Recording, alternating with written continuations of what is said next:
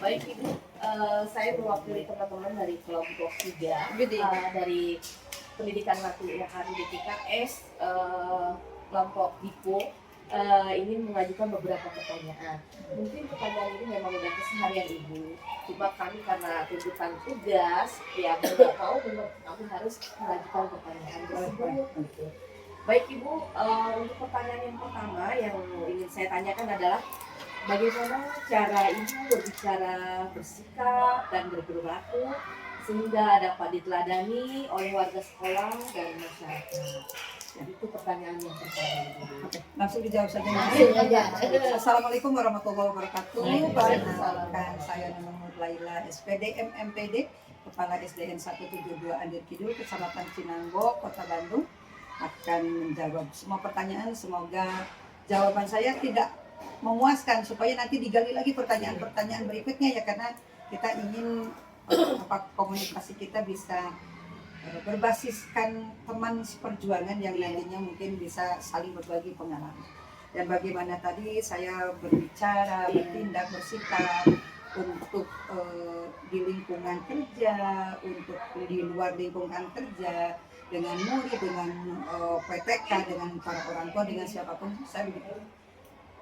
Saya sebagai abdi negara yang memiliki undang-undang, memiliki regulasi yang mengatur langkah, maka regulasi, peraturan yang berlaku itu yang selalu dijadikan dasar bagaimana saya berucap, bagaimana bertindak, bagaimana berperilaku. Tapi di sisi lain saya adalah masyarakat biasa yang juga harus empati, simpati terhadap siapapun. Tidak selamanya peraturan itu diberlakukan kaku, diberlakukan ketat, tapi saya mencoba menempatkan diri menjadi pemimpin dengan seni. Memimpin dengan seni itu artinya berlaku fleksibel. Nah, maka alhamdulillah ketika dengan anak-anak saya ingin dekat dengan mereka, maka saya mencoba berperilaku itu seolah-olah saya ini niniknya karena usia saya sudah tua ya, atau saya ini sebagai omaknya dan sebagainya. Ketika ngobrol tuh benar-benar ngobrol seperti dengan cucu gitu, karena usia yang sudah sangat jauh nih, sudah beda generasinya juga beberapa generasi ya. Kemudian dengan tim kerja, saya selalu mempelajari dulu tim kerja itu punya kelemahan di mana, punya kelebihan di mana, potensi mana yang belum tergali, potensi mana yang sudah tergali. Di situ saya mencoba menyampaikan hal-hal yang bagaimana sih mengkondisikan sekolah ini supaya tim kerja merasa nyaman pada di sekolah. Dan pasti di semua lingkungan kerja akan menemukan orang-orang dengan keunggulan tapi pasti punya kelemahan. Orang yang dianggap lemah sebenarnya mereka punya keunggulan. Disitulah kejelian kita sebagai seorang pemimpin. Bagaimana tadi ya berbicara dan sebagainya. Jangan menganggap kitalah yang paling hebat, yang paling punya kewenangan, tapi kita tetap memposisikan diri sebagai orang yang berempati, bersimpati terhadap siapapun. Dengan orang tua murid pun saya mencoba larut dengan mereka. Ketika mereka ada ketidakberkenanan dengan layanan kami coba introspeksi diri di sisi mana. Dan ketika ada yang tidak berkenan dan akhirnya ada solusi, nah itu tidak boleh mengulang hal yang berkenan lagi. Ketika ada orang tua yang tidak berkenan, ingin berbicara ke pihak luar, saya ajak yuk bicara dulu dengan kami. Kalau dari kami memang tidak merasa sesuai apa yang jadi solusinya, baru nanti silahkan mau ke pihak luar. Pihak mana? Yuk bareng dengan saya mendatangi pihak luar, ke Kementerian, ke LSM, kemana saja. Makanya saya selalu, yuk kita adalah keluarga. Sekolah punya satu kaki, orang tua murid punya satu kaki. Supaya jalan kita jadi seirama, seimbang, enak, bisa mencapai tujuan yang ingin kita tuju, yuk gabung kakinya. Sekolah tidak bisa bekerja baik tanpa andil dari orang tua. Orang tua pun tidak bisa mengintimidasi ini itu terhadap sekolah, karena semua punya perannya masing-masing. Nah, disinilah mungkin dan dengan stakeholder sekeliling sekolah atau di area luar sekolah, alhamdulillah saya mencoba menempatkan diri dengan tim menjadi teman kerja, teman kolaborasi yang baik. Di sini ada Yonzipur 9. Kekurangan fasilitas kita tertutupi dengan adanya Yonzipur. Seperti kita punya halaman kecil ada lapangan. Itu dari pembicaraan yang dijalin dengan baik, komunikasi, koordinasi yang saya turun langsung, kadang ditemani oleh tim juga untuk menghadap kepada komandan dan Zipur. Nah, terus dengan disdik, atasan langsung sekolah itu kan disdik ya. Iya. Dengan disdik dari mulai Pak Kadisnya, Pak Sekdis, Pak Kabid, Pak Kasih, sampai seluruh staf saya sebagai pimpinan sekolah mencoba dekat dengan beliau-beliau. Kenapa harus dekat? Bukan untuk kepentingan pribadi saya. Bukan karena saya ingin, saya nanti ingin target bisa jadi kepala sekolah di sini atau saya naik karir ke sini. Apalagi saya sudah menjelang pensiun, sudah tidak butuh lagi hal itu untuk saya. Tapi bagaimana nanti ketika ada kendala di tim kerja kita, ketika kita kenal dengan baik, insya Allah kita akan bisa berkomunikasi jauh lebih lancar. Itu yang kami pakai terus dengan contoh orang tua kita ada yang kerja sebagai staf di dewan. Orang tua kita ada yang kerjanya di wilayah pariwisata dan lain sebagainya. Itu kami rangkul semua. Karena melalui mereka kita punya jembatan. Bisa dengan akhirnya kemarin nanti saya kirim link-link tampilan puncak acara peringatan Agustusan, launching buku yang kedua, Cintaku Kepada Sekolahku, yang tadi kemudian pagelaran Kamonesan Barudah. Kamonesan itu keunikannya anak-anak dengan segala halnya gitu kan. Nah, itu jadi terkesan sangat luar biasa. Bukan karena hebatnya saya sebagai kepala sekolah, bukan. Tapi tim kerjanya siap dibawa bekerja, kemudian dari seluruh jajaran luar mendukung kami. Mungkin itu salah satu di antara. Jadi bicara saja menggunakan hati, bicara saja berbasis empati dan simpati tanpa lepas dari regulasi. Iya. Baik Ibu, selanjutnya untuk pertanyaan kedua, bagaimana cara Ibu bisa mengendalikan diri setiap ada masalah yang terkait dengan pekerjaan? Satu, saya mah cara mengendalikan diri. Kita manusia, tidak ada manusia yang sempurna. Kita bukan malaikat, kita bukan setan, tapi kita adalah manusia. Itu yang membuat ketika ada kendala, ada masalah, ini dari tim kerja membuat kita jadi agak naik darah gitu. Saya selalu astagfirullahaladzim. Saya tidak berkenan dari mereka.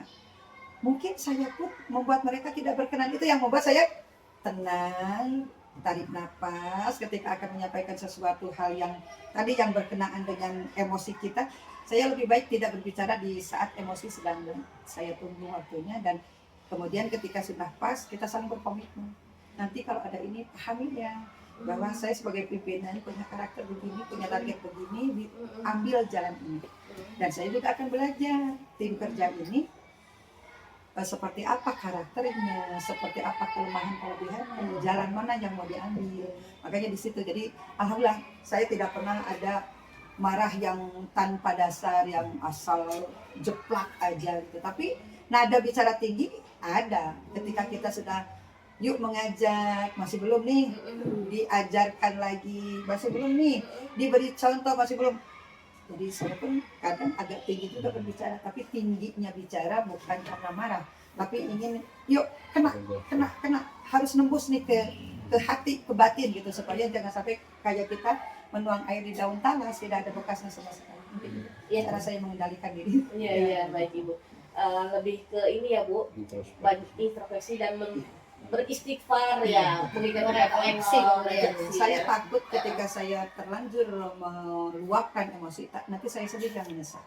Ada kalimat yang melukai. Prinsip saya, lebih baik saya yang terluka daripada orang di sekeliling saya yang terluka. Iya. Tapi ketika kerjasamanya bagus, tadi saya malah merasa seperti diposisikan di posisi yang sangat terhormat gitu. Mereka takut melukai saya gitu, seperti itu.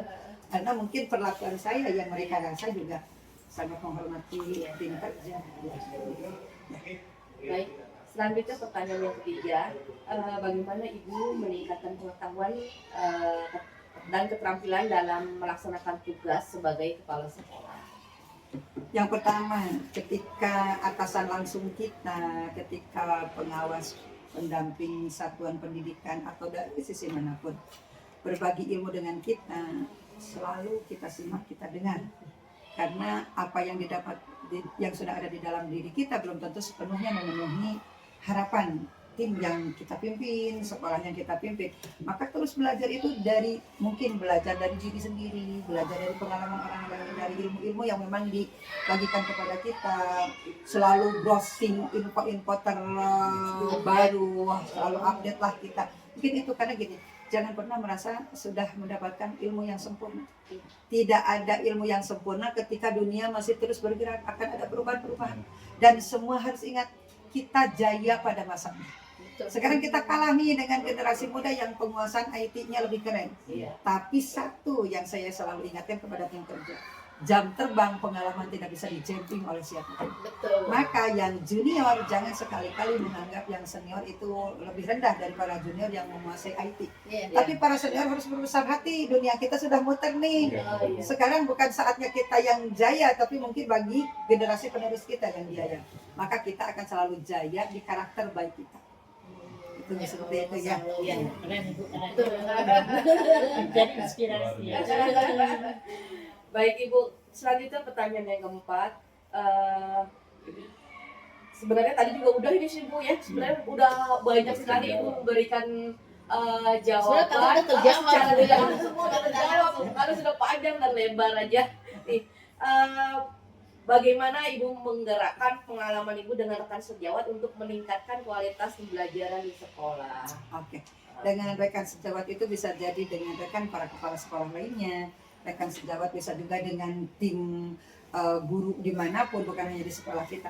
Kebetulan saya baru selesai nih tugas-tugas tambahan saya. Pertama saya jadi ketua PGRI cabang Asamani. Saya jadi ketua K3S Kecamatan Asamani. Saya jadi ketua zona mutu wilayah E Kota Bandung. Saya juga menjadi pembina Kuaran juga karena saya sebagai ketua K3S ketua PGRI gitu kan. Di kecamatan yang sebelumnya, sekarang saya pindah ke kecamatan Cinambo. Saya di sini jadi ketua K3S dan saya ikut belajar dengan guru hebat saya yang mengajarkan bagaimana layanan belajar yang terbaik. Jadi saya ada di komunitas master teacher-nya Indonesia, itu masternya Bandung. Dan tadi saya sebagai pengembang kurikulum itu dari tahun 2008. Terus dengan jadi kepala sekolah penggerak dan ilmu baru lagi yang banyak. Dan ini bagaimana berbagi. Ketika saya jadi ketua K3S, duduk tuh bukan membicarakan tas mana yang terbaru, sepatu mana yang sekarang sedang viral, bukan. Tapi bagaimana seorang kepala sekolah harus bisa merangkul semuanya, karena kadang teman-teman curhat tuh di saya mah begini. Kemudian dengan guru, ketika Bu saya kendala ada anak yang belum bisa baca atau ini, ilmu saya keluarkan karena saya juga termasuk dulu mengajar bimbel di rumah sendiri, jadi tidak mengambil waktu dinas, saya ambil di hari Minggu. Dan itu jadi pengalaman yang betul-betul bagaimana trik mengajar ini harus anak-anak kita itu dimudahkan. Makanya saya bilang, tidak ada satu murid pun yang bodoh. Yang ada adalah murid itu belum ketemu gurunya yang baik, itu seperti yang dikatakan Profesor Joseph ya, yang mengajar orang-orang Papua. Dan satu lagi, tidak ada anak yang bodoh, yang ada adalah anak yang malas. Jadi yang harus kita ubah, makanya buat anak kita tuh jatuh cinta dulu kepada kita. Tim kerja teh harus jatuh cinta dulu kepada kita. Jadi ketika kita bawa lari, mereka semua siap. Tidak ada yang mau. Mungkin itu saja. Ya, seperti itu. Baik Ibu, terima kasih banyak atas semua jawaban yang telah diberikan kepada kami semua. Kami merasa sangat termotivasi dan puas sekali dengan jawaban yang Ibu berikan karena sangat lengkap sekali. Dan ini usia semua di bawah saya kan, karena jadi kepala sekolah paling tinggi itu usia di 56 ya. 56 kan. Nah, saya sekarang udah 57,5 kan. Jadi semua nggak mungkin. Dan ini rata-rata pasti tidak di 56, pasti di bawah 56. Tapi kalau 56 bahaya. Begitu sudah lulus tapi belum dilantik, kehabisan usia, selesai saya banget. Dan sekarang mungkin kalau pertanyaan ini sudah, kita pindah dulu ke ruang Ibu. Kita lihat seperti apa ruang gurunya. Sekolah saya yang serba minimalis. Ibu dibawa ini. Ya, boleh. Masuk.